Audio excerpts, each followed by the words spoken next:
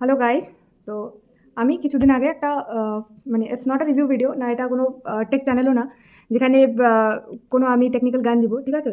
তো এটা একটা নর্মাল চ্যানেল, এখানে তো আমি মোটামুটি যতটুকু গানের ভিডিও হয় সেটুকুই আমি দিই। তো এবার রিসেন্টলি একটা জিনিস হচ্ছে আমার মনে হয় যেটা নিয়ে ডিসকাস করাটা খুব ইম্পর্টেন্ট। তো সেটা হচ্ছে কিছুদিন আগে আমি যেই ফোনটা দিয়ে ভিডিও টিডিও বানাইতাম, তো সেই ফোনটা আমার কোনো কারণে আমার ডিসপ্লেটা নষ্ট হয়ে যায়, ফোনটা আমার ভেঙে যায়। তো ফোনটা ভেঙে যাওয়ার পর ফোনটা যখন আমি এক্সচেঞ্জ করতে যাই তখন আমার একটু ইমার্জেন্সি ছিল। আমার রাত্রে আমাকে একটা ফোন কিনতে হয়েছে। ফোনটা কিনে আমি সকালবেলা মানে রাত্রে ফোনটা কিনবো, কিনে আমি সকালবেলা যাবো। এরকম আমি একটা দোকানে গিয়ে বললাম।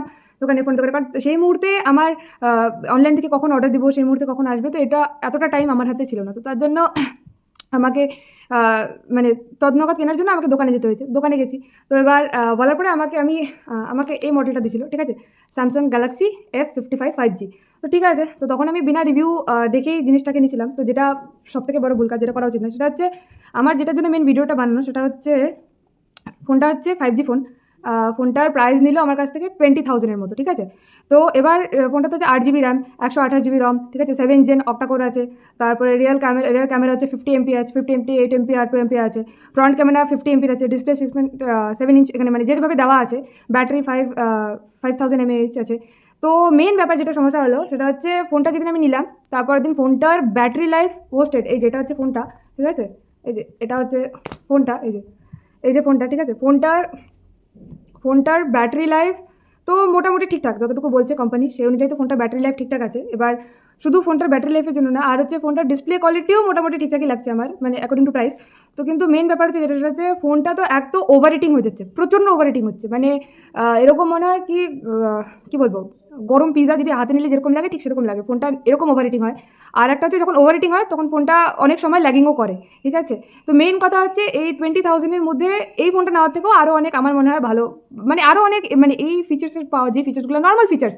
আমি তো কোনো টেক চ্যানেল না, আমি কোনো টেক ইউটিউবারও না যে আমি মানে টেক জিনিসপত্র নিয়ে কিছু বলবো। তো টেক জিনিসপত্র নিয়ে কিছু বলার আমি সেরকম বলতে পারবো না, কিন্তু যেটা নর্মাল প্রাইসে 20,000-এর মধ্যে এর থেকে এই Samsung F55 5G Galaxy 5G, এটা থেকে এখানে শুধুমাত্র স্যামসাংয়ের যে এম সিরিজ আর এফ সিরিজ, ঠিক আছে? তো এফ সিরিজের মধ্যে আমার শুধু এই সেটা মানে ব্যাক কভারটা মানে কী বলবো, ইসের ছাড়া আর কিছু আমার মনে হলো না, মানে আর কিছু খাস আমার লাগেনি, ঠিক আছে? প্রচণ্ড ওভার রেটিং হয়। হ্যাঁ, এবার অনেকে বলে স্যামসাংয়ের প্রসেসর ভালো তো ওভার রেটিং হয়, ঠিক আছে, মানলাম ওভার রেটিং হয়। কিন্তু ওভার রেটিং হওয়া মানে তো আর এটা না না যে মানে নর্মাল কাজই করা যাবে না, ফোন সে সময় ল্যাগ করবে। এবার যদি সার্ভিস সেন্টারে নিয়ে যাই, তো এবার আমাদেরও তো কিছু কাজকর্ম আছে, কাজকর্ম তো থাকে। এবার সার্ভিস সেন্টারে নিয়ে গেলে আজ না কাল, কাল না পরশু, এই সমস্ত জিনিস চলতে থাকে। তো দেখো এটার কত সময় না, এটা হচ্ছে আমার বিলিং সেকশন, এটা দেখানোর জন্য যে this is not a fake video.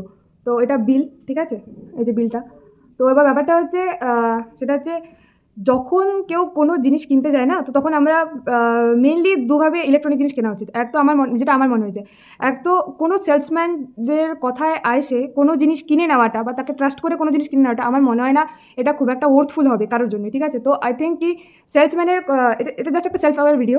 তো কোনোদিনও কোনো সেলসম্যানের প্ররোচনায় আইসে কোনো রকম জিনিসপত্র না কেনা বেটার, ঠিক আছে? ওর থেকে ভালো নিজে রিসার্চ করে নিজে একটু জেনে যাও। আইদার কি কেউ যদি সাথে থাকে, কেউ যদি থাকে যে জানে জিনিসপত্রগুলো নিয়ে, তো তাকে নিয়ে যখন সব মানুষ সব জিনিস সবটা সমানভাবে জানবে সেটা কোনো মানে নেই।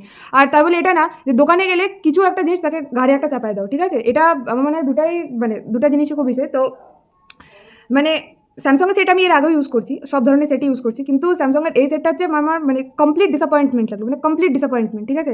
তো আমি যদিও কোনোদিনও আজ অব্দি টেকনিক্যাল জিনিস নিয়ে কোনোদিনও ভিডিও বানাইনি, আর জানি না কোনোদিনও আর বানাবো কিনা। কিন্তু ব্যাপারটা হচ্ছে এটা রিভিউ দেওয়াটা এই জন্য খুব দরকার, কারণ আমার যদি মনে হয় তো, মানে আমাকে যদি কেউ সাজেশন দিতে বলে তাহলে বলবো যে এই ফোনটা বা এই মডেলটা স্কিপ করে আরও অনেক ভালো ভালো মডেল আছে সেটা দেখার জন্য। কারণ যদি এটার আমি ক্যামেরা কোয়ালিটিও দেখাই, ঠিক আছে, যদি এটার আমি ক্যামেরা কোয়ালিটিও দেখাই, তো এটা হচ্ছে ফ্রন্ট ক্যামেরা, ঠিক আছে? মানে ইটস নট কোনো খাস কিছু নাই, ঠিক আছে? আর যদি এটা মানে ব্যাক ক্যামেরাও দেখায়, তো ব্যাক ক্যামেরাও লাইক এই যেরকম হচ্ছে, এটা হচ্ছে ব্যাক ক্যামেরা, এই যেটা হচ্ছে ব্যাক ক্যামেরা।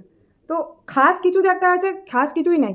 মানে শুধু আর সত্যি কথা হচ্ছে শুধু প্রসেসর হেভি দিয়ে কী হবে আমার, কী হবে মানে? আর ঠিক আছে প্রসেসর হেভি আছে, ভালো কথা, প্রসেসর ভালো, খুব ভালো কথা, কিন্তু হচ্ছে ফোনটা এক তো ওভার রেটিংয়ের প্রবলেম, ব্যাটারি প্রবলেম, তারপরে হচ্ছে ফোন ল্যাগ করতেছে, ঠিক আছে?